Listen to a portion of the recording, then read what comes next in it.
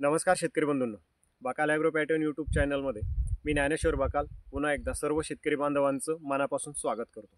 शेतकरी बंधूंनो, आजचा महत्त्वाचा व्हिडिओ देण्यामागचं कारण म्हणजे गेल्या 4-5 दिवसापासून राज्यामध्ये सतत ढगाळ वातावरण आहे.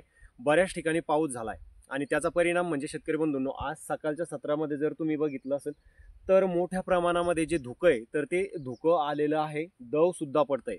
आणि हे जे सकाळच्या सत्रात येणारं धुकं जे आहे, ज्याला आपण आपल्या साध्या भाषेमध्ये गावठी भाषेमध्ये धुई म्हणतो शेतकरी बंधूंनो, ही धुई जी पिकं कळी अवस्थेमध्ये किंवा फुल अवस्थेमध्ये आहे तर अशा पिकांना मोठ्या प्रमाणामध्ये तिथं हानिकारक असते. आणि सध्या जर आपण बघितलं तर जे तुरीचं पीक आहे तर हे बऱ्याच ठिकाणी कळी अवस्थेमध्ये आहे, काही ठिकाणी फुल अवस्थेमध्ये आहे. तर तूर पिकासाठी हे वातावरण खूप घातक ठरणार आहे. त्यामुळे शेतकरी बंधूंनो, ज्या कळ्या आहे तूर पिकाच्या त्या कळ्या जागीच जळून जाऊ शकतात किंवा जी फुलं आहे तर फुलामधले परागकण नष्ट होऊन फुलांची मोठ्या प्रमाणात गळ होऊ शकते. कारण बऱ्याच प्रमाणामध्ये बुरशीजन्य रोगाचा प्रादुर्भाव वाढण्याची शक्यता या वातावरणामध्ये त्या ठिकाणी असते. त्याचबरोबर अळीचा प्रादुर्भाव सुद्धा मोठ्या प्रमाणात अशा वातावरणामध्ये तिथं होऊ शकतो. मग आता आपलं पीक जर कळी अवस्थेमध्ये असेल किंवा फुल अवस्थेमध्ये असेल तर आपण तूर पिकाची कशा पद्धतीनं काळजी घ्यायला पाहिजे जेणेकरून या वातावरणापासून आपल्या पिकाचं तिथं संरक्षण होईल. शेतकरी बंधूंनो, काही महत्त्वाच्या फवारण्या मी तुम्हाला आज सजेस्ट करतो. याच्यामध्ये ज्या शेतकऱ्यांचं तूर पीक कळी अवस्थेमध्ये असेल त्यांच्यासाठी मी वेगळं कॉम्बिनेशन सांगतो. त्यानंतर ज्यांचं 15 ते 20% फुल अवस्थेमध्ये तूर पीक आहे त्यांच्यासाठी वेगळं कॉम्बिनेशन सांगतो. त्यानंतर कळी अवस्था असेल किंवा फुल अवस्था असेल पण त्याच्यामध्ये मर रोगाची समस्या तुम्हाला दिसत असेल तर त्यांच्यासाठी एक वेगळ्या प्रकारचं कॉम्बिनेशन मी सांगण्याचा इथं प्रयत्न करणार आहे. शेतकरी बंधूंनो, त्याचबरोबर काही घरगुती उपाय सुद्धा मी तुम्हाला सांगणार आहे की ज्या उपायामुळे तुम्ही तुमच्या तूर पिकाचं हे जे काही दव किंवा धोका आहे तर याच्यापासून चांगल्या प्रकारे तिथं संरक्षण करू शकता. माहितीसाठी व्हिडिओ शेवटपर्यंत पहा. पहिल्यांदाच तुम्ही आपल्या चॅनलवर आला असेल तर चॅनलला सबस्क्राईब करा आणि नोटिफिकेशन बेल ऑन करा म्हणजे येणाऱ्या नवीन व्हिडिओचं नोटिफिकेशन तुम्हाला मिळेल. शेतकरी बंधूंनो, सकाळच्या सत्रामध्ये येणारं दव आणि धुक्यापासून जर आपल्याला आपल्या तूर पिकाचं संरक्षण करायचं आहे आणि त्याच्यासाठी आपण जे घरगुती उपाय करू शकतो तर त्या घरगुती उपायासंदर्भात सर्वप्रथम जाणून घेऊया. तर सकाळच्या सत्रामध्ये साधारणतः 4 ते 4:30च्या दरम्यान शेतकरी बंधूंनो आपल्याला शेतात जाऊन तुरीच्या प्लॉटमध्ये एक 4-5 ठिकाणी चांगलं काडी कचरा गोळा करून सनी तिथं धुपण करायचं आहे. धुपणाची लेअर पूर्णपणे आपल्या पिकावर त्या ठिकाणी पसरली पाहिजे अशा पद्धतीनं धुपण करा. हे धुपण शेतकरी बंधूंनो जे काही दव आणि धुका आहे तर या धुक्याला तिथं चांगल्या पद्धतीनं पांगवण्याचं काम करतं, वातावरणामध्ये एक चांगलं टेम्परेचर निर्माण करण्याचं काम करतं. त्याच्यामुळे एकंदरीतच दव आणि धुक्याचा डायरेक्टली आपल्या पिकावरती अटॅक होत नाही, पिकाचं चांगल्या प्रकारे संरक्षण होतं. एक 4:30 ते 5च्या दरम्यान सकाळी आणि संध्याकाळी 7:30 ते 8च्या दरम्यान असं 2 वेळेस जर तुम्ही हा उपाय केला तर एकंदरीत चांगले रिझल्ट तुम्हाला त्याचे पाहायला मिळतील. एकदम स्वस्तातला उपाय आहे शेतकरी बंधूंनो, करायला हरकत नाही. त्याच्यानंतर अशा वातावरणामध्ये आपलं तूर पीक ही ट्रेसमध्ये जाण्याचा धोका असतो, तणावात जाण्याचा धोका असतो, मोठ्या प्रमाणामध्ये फुलगळ होण्याची त्या ठिकाणी चान्सेस असतात, बुरशीजन्य रोगाचा प्रादुर्भाव अशा वातावरणामध्ये जास्त होऊ शकतो. तर त्यासाठी जसं मी तुम्हाला सुरुवातीला सांगितलं की कळी अवस्थेमध्ये जर असेल तर मी वेगळी फवारणी सांगणार आहे, फुल अवस्थेत वेगळी. आणि कळी अवस्था किंवा फुल अवस्था आहे पण मर रोगाची समस्या आहे तर त्यासाठी वेगळी फवारणी सांगणार आहे. तर सर्वप्रथम कळी अवस्थेमध्ये ज्या शेतकऱ्यांचं तुरीचं पीक आहे आता त्यांनी काय फवारणी करायला पाहिजे अशा वातावरणामध्ये, तर याच्यामध्ये सर्वप्रथम शेतकरी बंधूंनो आपल्याला एक चांगलं स्टँडर्ड बुरशीनाशक वापरायचं आहे. कारण बुरशीनाशकाचा रोल अशा वातावरणामध्ये सगळ्यात महत्त्वाचा असतो.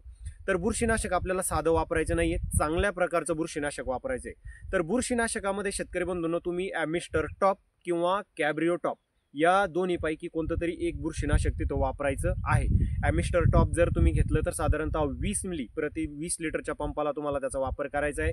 आणि कॅब्रिओ टॉप जर घेतलं तर साधारणतः 30 ग्रॅम प्रति 20 लिटरच्या पंपासाठी तुम्हाला त्याचा वापर करायचा आहे.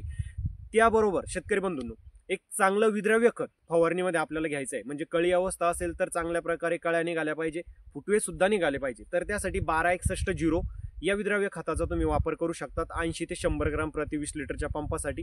किंवा शेतकरी बंधूंनो 13-40-13 विद्रव्य खताचा सुद्धा तुम्हाला अशा वेळेस तिथं वापर करता येतो 80 ते 100 ग्रॅम प्रति 20 लिटरच्या पंपासाठी. आणि या वातावरणामध्ये अळीचा प्रादुर्भाव होण्याचा धोका हा जास्त असतो शेतकरी बंधूंनो, त्याच्यामुळे एक चांगलं अळीनाशक तुम्हाला त्याच्यात वापरायचं आहे. अळीनाशकामध्ये क्लोरोपायरिफॉस प्लस सायपरमेथ्रिन हा घटक असलेलं कोणतंही कीटकनाशक वापरा 35 ते 40 मिली. किंवा प्रोपेनोफॉस प्लस सायपरमेथ्रिन हा घटक असलेलं कीटकनाशक तुम्ही वापरू शकता 35 ते 40 मिली. आणि एक चांगलं टॉनिक आपल्याला वापरायचं आहे, ॲमिनो बेस असलेलं कोणत्याही कंपनीचं टॉनिक वापरा. मी सांगतो तेच वापरा असं नाही आहे शेतकरी बंधूंनो. याच्यामध्ये तुम्ही ॲम्बिशन वापरू शकता, इसाबियन वापरू शकता. 20 लिटरच्या पंपासाठी 40 मिली तुम्हाला त्याचा वापर करायचा आहे. एकंदरीत ही फवारणी लवकरात लवकर तुम्हाला अशा वातावरणामध्ये तिथं करून घेणं गरजेचं आहे.